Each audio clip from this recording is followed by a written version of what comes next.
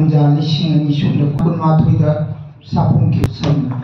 repellent हान खंगबा literary organisation president member होना लेंसिन बिरेबा chairperson MS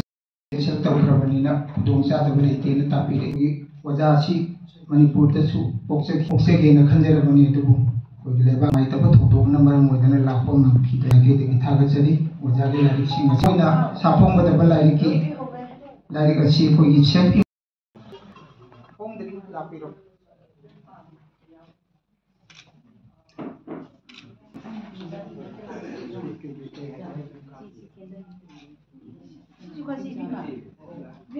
International Mother Language Day की अखोई मरी लेना ऑब्जर्वेंस इवेंट अमोइना अखोइना रिसोर्स पर्सन अनिना मसिकी मरमदा यामना मरिक सुबा वाफम थमिगनी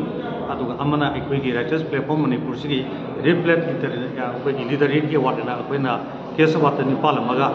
अखोई हापसै केस वासिंग असि अयामना अखोई रिप्लेट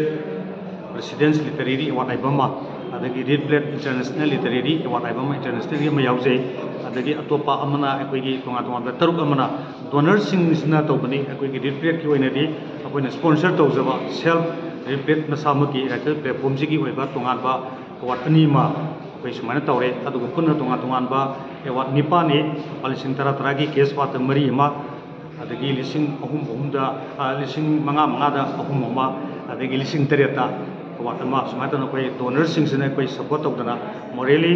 फिजिकली मेंटली मखोइना फाइनेंशियली मतेंग अखोई दा डोनर ओइना लापीबनी अखोई अहांबा फास्ट फाउंडेशन डी सिदा